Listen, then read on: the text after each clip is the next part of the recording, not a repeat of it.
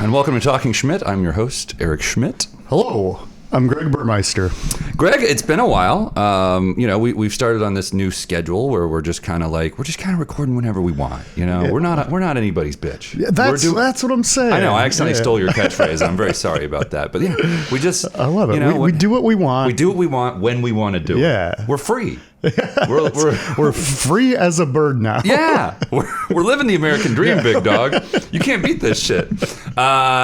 Sorry, I know we got lots of emails, people demanding we return, and I was like, we didn't quit. We would announce if we quit. Yeah, right? Exactly. Yeah. We got no plans to quit. We're not quitting. No, we're just a couple busy boys. Yeah, we're just busy boys. We're having a little summertime, going on vacations, having fun. Actually, Greg, what have you been up to?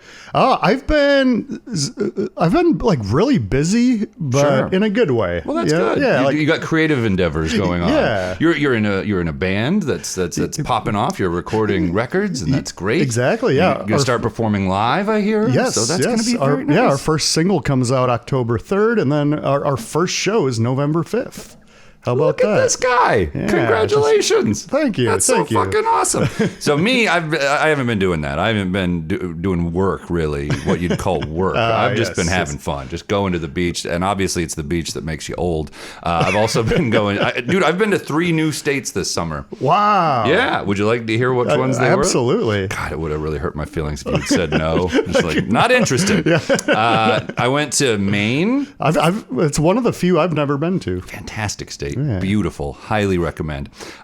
New Hampshire, also wonderful. Yeah. Went to the town of Portsmouth, which has a very European feel to it. It's really nice.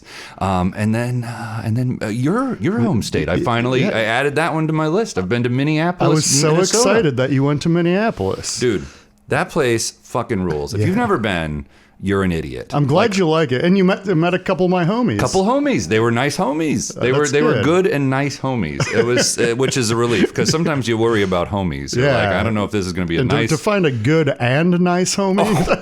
That's rare. You can't beat it. You can't beat it. I was just like, I love those Midwestern cities, and they're all the three ones that I've been to, the main ones.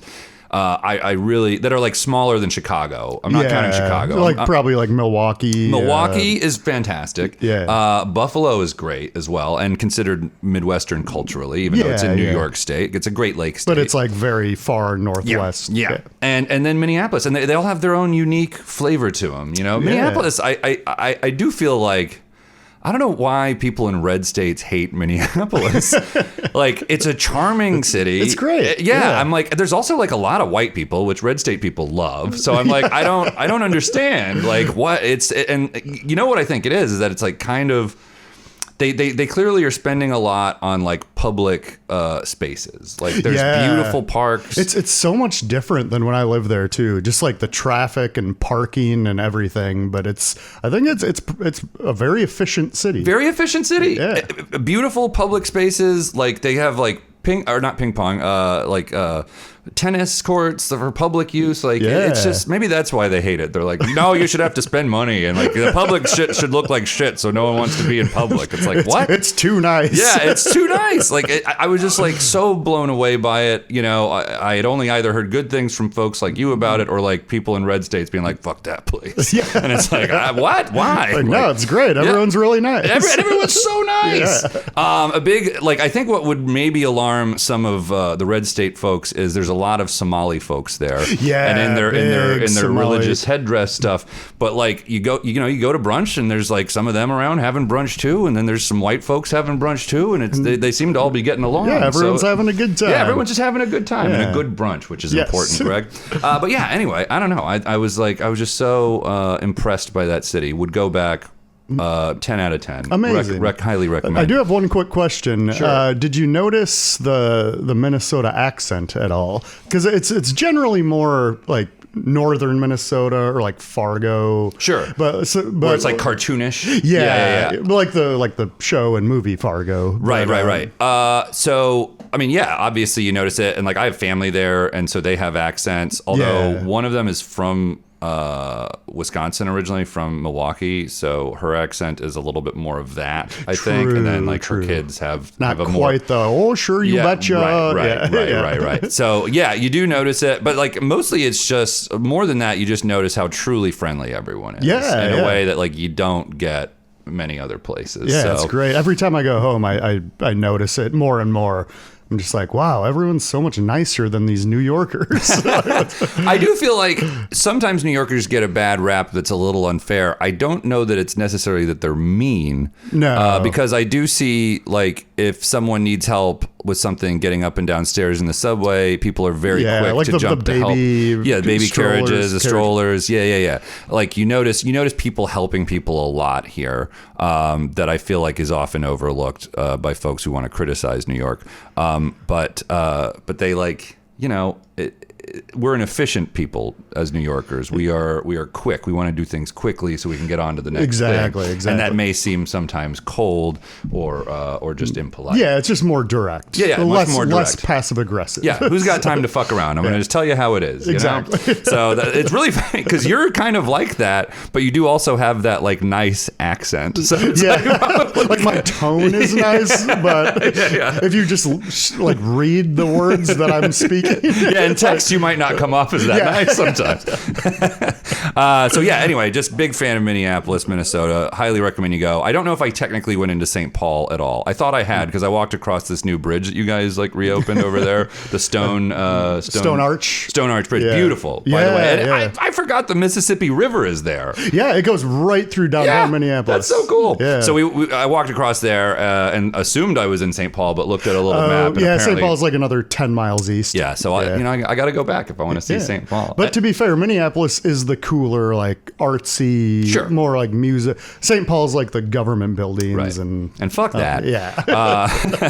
But just and the food. My God, the food was so good, and like and you get that mix of cultures, right? Because you get the big Somali population there, so there's an influence there, but then it's also just that like.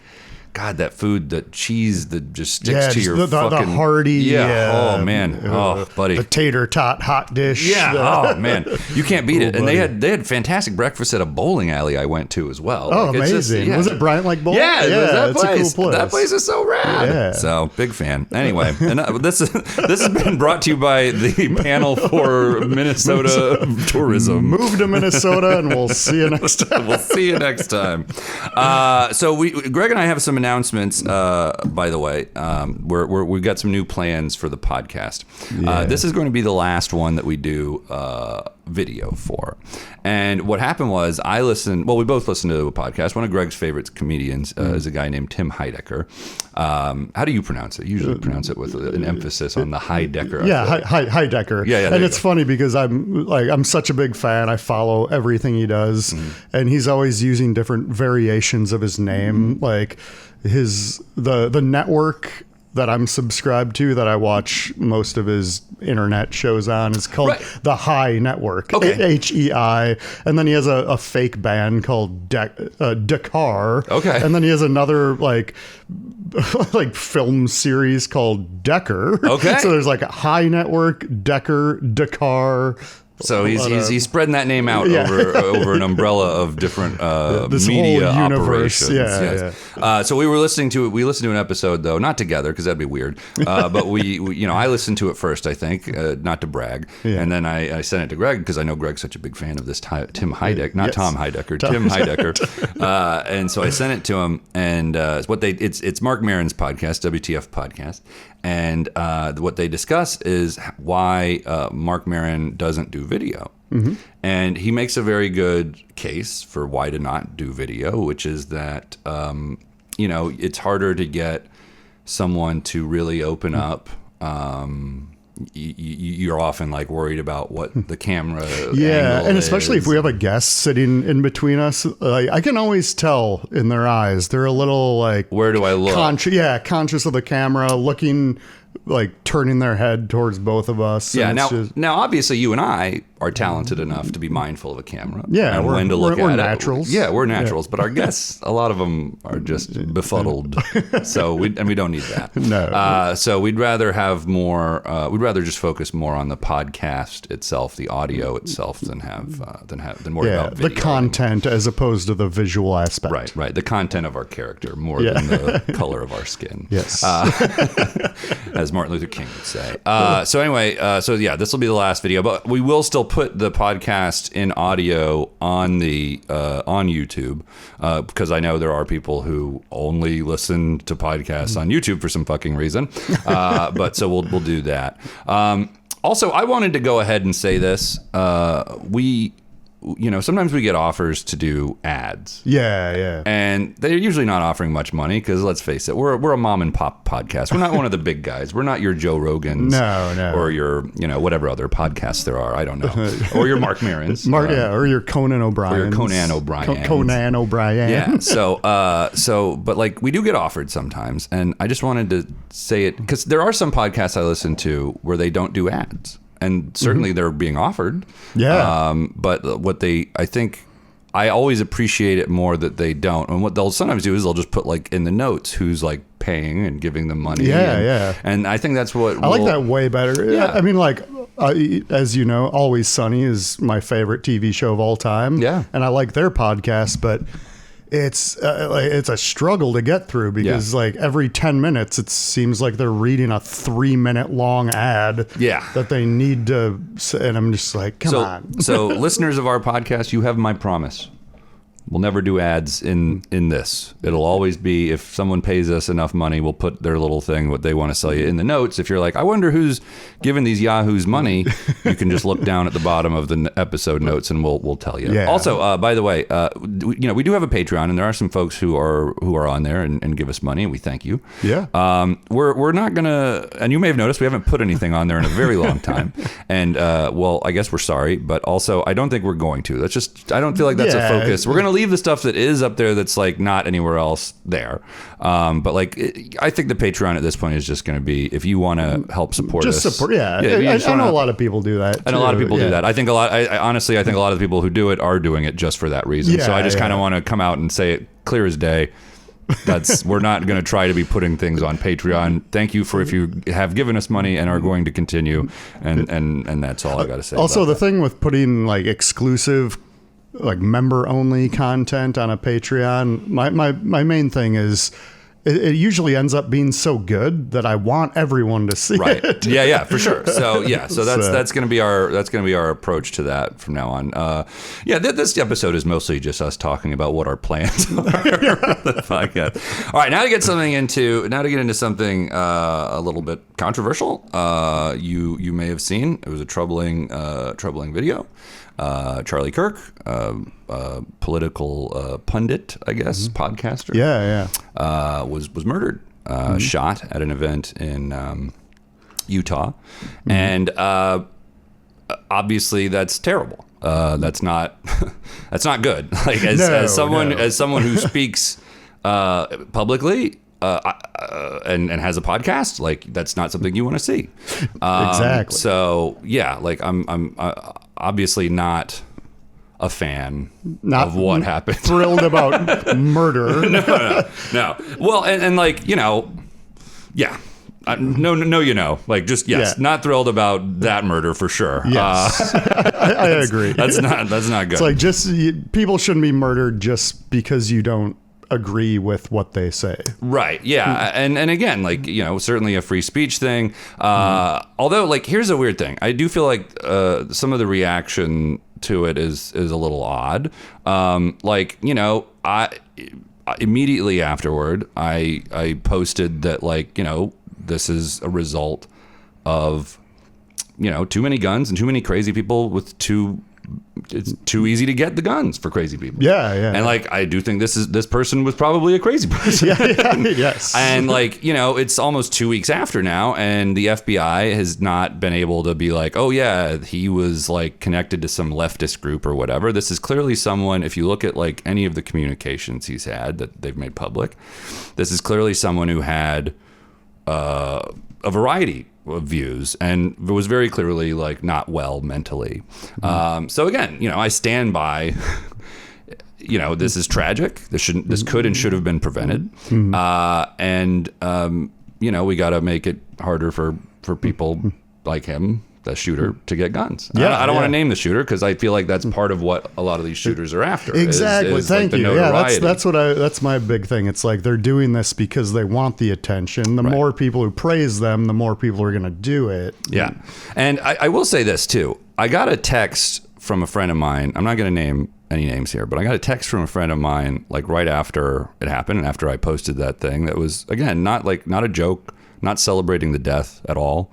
But it was just like a serious, like how I felt. I was like, man, this is just another example of like this shit that's wrong in this fucking country. And I got a text from a friend who was like, 2 people have sent me what you posted.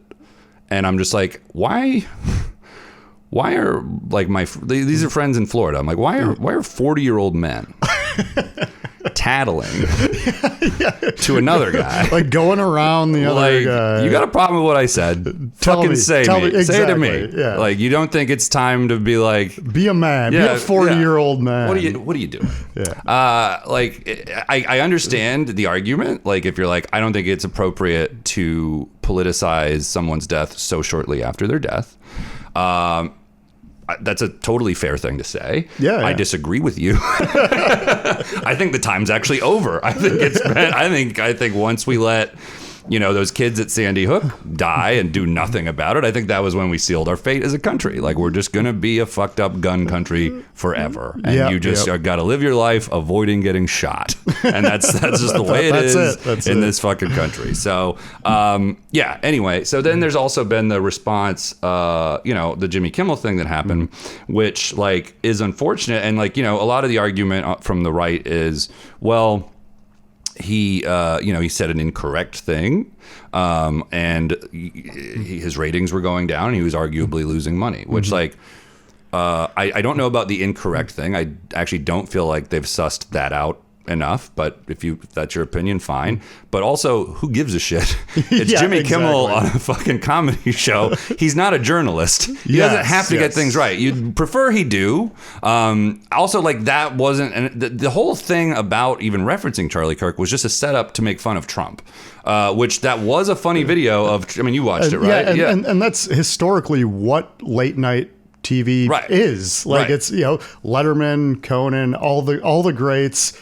They make fun of all politicians. And they make fun of who's in power. Yeah. I think Jay Leno is still telling Lewinsky jokes. Exactly. I mean, come on. Like, this is just how it fucking works. You want to be in power, you're going to get made fun of. Well, I guess not anymore, because they're just taking them off the fucking air. Wild. But like, and an argument I've seen as well is people being like, well, Roseanne got canceled or whatever. And it's like, okay, sure. And maybe, I don't remember the specifics of that. I don't remember what she fucking said, but Trump was president then.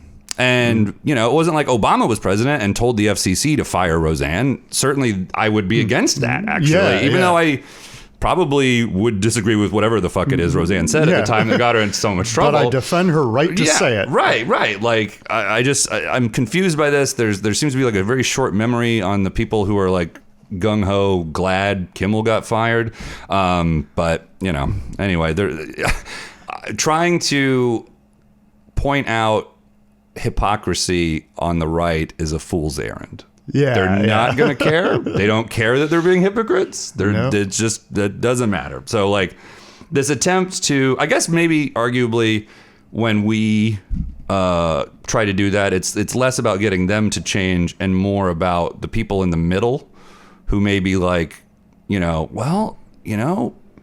right about this?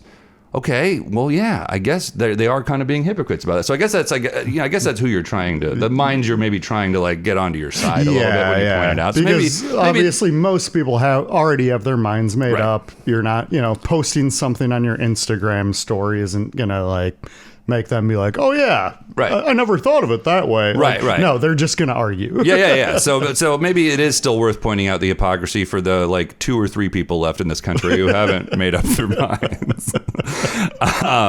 But yeah, so and you'll see also some of the arguments are like cancel culture was invented by the left though, and it's like. Do you remember like the book bans by like religious people in like the 50s and before that? This is a whole... Do you remember the Salem witch trials, for God's sake? Do you remember like the Beatles, like when the Beatles said they were bigger than Jesus, which by the way, hilarious thing to say. Yeah. Beatles, not only great musicians, but hilarious. People would burn their records and run over them with steamrollers, which like you never really see people on the left doing that kind of shit because we know we'd have to buy the record and then the people would get the money. So we gotta we gotta figure it out. Also, like I feel like. Like let's say you were a leftist and you were like, I hate Ann Coulter. What are you gonna do? Buy her book to burn it? Like we don't do book burns. That's just not a thing like, we fucking cares. do. Yeah. Also, like I know for a fact no one's actually reading Ann Coulter's books. Yeah. The people who buy them on the right are just buying them to give her money because they like her, and then they put it on their bookshelf and never fucking read it. Prove me wrong. But yeah, this cancel culture being invented. That maybe I guess like there was certainly people on the left have done what you would describe as cancel culture. For sure, no denying.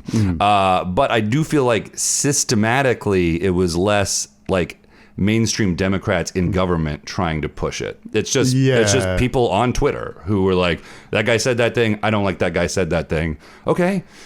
You got to deal with that. Like people, they have a right to say the thing. People have a right to criticize them. Exactly. Like, and to not buy their shit or whatever the fuck. So like, just don't watch his show. These are just consequences. Exactly. Yeah. His show doesn't deserve to get canceled, and also people don't deserve to be shot for their opinions. Sure. Yeah. We can. I would hope that's like just what normal people can agree on.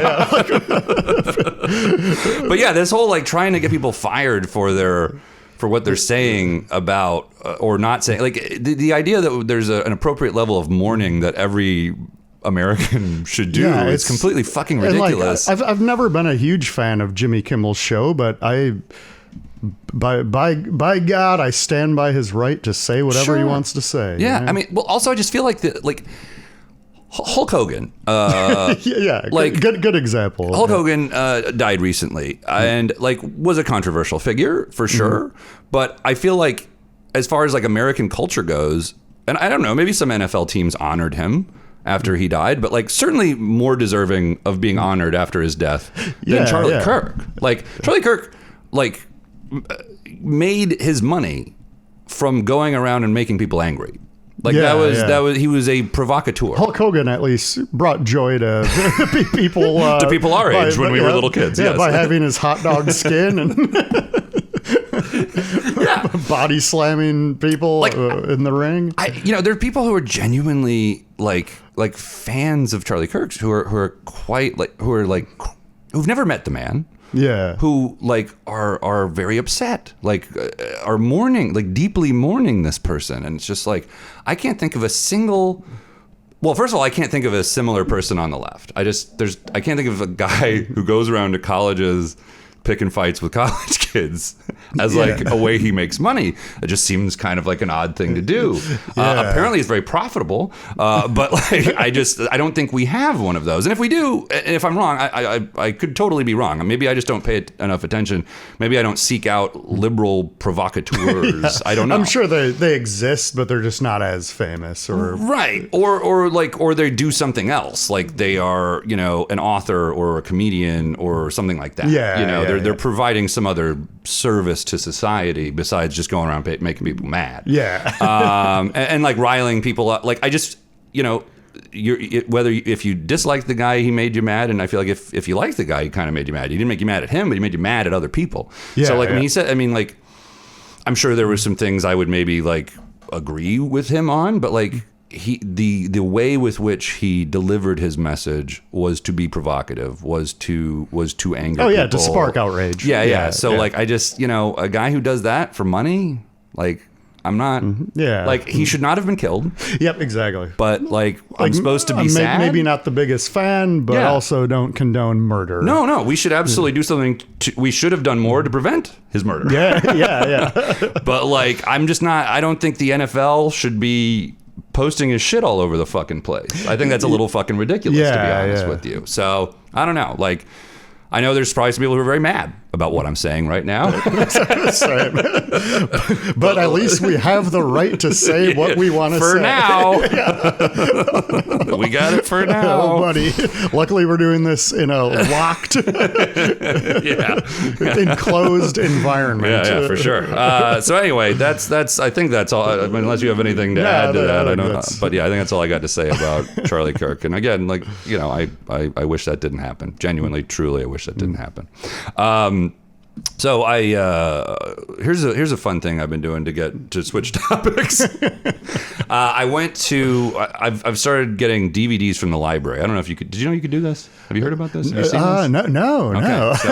So like you join the library, right? The New York Public Library, fantastic place, and it's free, right? Dude. Okay, so what? I was telling a friend of the podcast, Franco Cotardo. I was telling him about how great the library is nowadays. I'm like, dude, you join the library, you can get books on your phone, you can get audio books, like there's ebooks, you can still go get books. And he was just like, I'm in. How much? And I'm like, the library?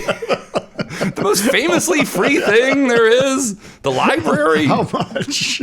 I should have told him like $30, but I can get it for you for 20. You know, like I don't know. Anyway. You pay me, and I'll get you the discount. I know a guy at the library. I'll get you. You give me $20, and I'll get you your $30 subscription. I got the hookup, man. Yeah. So anyway, I've been getting DVDs from the library. It's great. It's like Blockbuster, you know, like except for free. So you go, you get your DVDs, and I hadn't seen Mulholland Drive. Have you seen Mulholland Drive? I haven't. Okay. No, I'm familiar with it, but I haven't. I've never watched it. It's a David Lynch film. It's fantastic. So I get Mulholland Drive, and I get home, and I go to put it in my DVD player, but my DVD player doesn't work. So I shouldn't have bought the $20 DVD player. I should have sprung for the $30, maybe $40 DVD player. So I go to the Best Buy, right? Yeah. And is there a Best Buy here in New York? Yeah, we got a few. Oh, wow. Wow. So I went to the one on 14th Street because I was on my way home. Oh, that's right. Yeah, I was on my way home from something else, and I should have maybe just gone to the one. If I had known what all was going to happen, I should have gone to the one closer to my apartment. But anyway, so I go to the Best Buy and I get myself a DVD player, right? And again, I quite stupidly went for like the next cheapest one, and I get it home. And I'm plugging it in, and I realize it's got like wires. It's got the red and white. The RCA. And, the RCA cables. Yep. That's and for those of you who aren't geniuses like Greg, that's the red, white, and yellow. Yeah, the red, white is the audio channels, and the yellow's the video. Yeah. And I'm plugging it in. I'm like, okay, red, yep, white, yep. And then I'm like, there's not a yellow one. So I tried plugging it into various other ones in the back of my TV, and it just kept coming up black and white on the screen. So it was not. So it was not compatible. I don't want to throw anyone under the bus here, but what was the brand of this DVD? So this was Sony. This was a reputable, and I have a Toshiba television. So it could be that I was violating by having the different brands. Yeah, but it's like how the iPhone chargers don't work on other wearing Adidas Androids or like Adidas shoes with Nike socks. Yeah. I've done that. It doesn't work. Been heavily criticized. Yeah. So you can't do that. So anyway, so I get it plugged in, and it's just coming up black and white. So then I'm like, all right, I got to go return this one and get the next level up, the HDMI cable. Yeah. So I return the one, I get the HDMI cable one. I come home, get it plugged in, and I go to get the DVD and realize it's still in the DVD player I returned to the Best Buy. Yeah, so I'm like, and I got like shit I'm trying to do that day besides be dealing with Best Buy and DVD players, God damn it. So I'm like in a rush, right? Yeah. Like I'm like, all right, I got to do this, and then I got something I got to do. I was like on a show or something. I was trying to get all this done. And so I go back to Best Buy, and there's a guy talking to the customer service lady who had been there an hour before returning my DVD player. So there's a guy talking to her, and it's clearly he's just like trying to make his headphones work, which he could just do at home. He doesn't need this woman fucking helping him. And he's like a younger guy too. So I'm like, what are you doing? Yeah, come on. And then behind him is an older lady with what's clearly her old cell phone and a new cell phone that she just bought, and she's clearly going to ask the service person to help her get it completely switched over. I'm just like, this is going to take 2 fucking hours. Yeah, exactly. So they have a greeter, right? They have like a guy at the door. Yeah. And so I go over to him like, hey, like, I can see the box that I just returned with the DVD. I need there's a DVD in there. I need to get it out. And he's like, oh yeah, I can help you do that. So he comes over, he gets the box, and we plug it in. And well, actually, first he gets the box and he realizes someone has taped it shut. And he's like, does anyone? He was like, asked the coworker who's helping that guy. He's like, do you have like? And I'm like, here, I got a knife. I always have a pocket knife on me. Yeah. And we open it up and we plug it in and we get the DVD. And I just you pull out like a Rambo knife. I got a knife. Oh, buddy. I'm a swashbuckler. Now, so I get the box out, or we get it out, and we get power to it, and we open it up, and the DVD comes out, and I just grab the DVD. And I'm like, I'm sorry, I'm in a rush. Thank you very much. I got to get home. I just leave, run out of there. Now, for you not familiar with the movie, there's 2 real hot lesbian scenes in that movie. So I didn't realize that until I watched the movie, and then I thought, man, that guy probably thinks I just really needed that DVD. He's like, man, this creepy guy. Please give me the DVD. This real freak. He loves hot lesbian action. So if you haven't seen it, it's a wonderful movie. The guy could just like use the internet if he's really into this type of thing. But poor guy doesn't know about the internet. He's like, got to have this DVD. Oh, that's fantastic. Yeah. So anyway, that's all I got. Greg, you got anything? No. Right. I think that's pretty good. All right. Well, thank you so much for listening to this episode. And well, we won't see you again, but we won't hear you either. But you'll hear us again. Yeah. And thank you. And good night.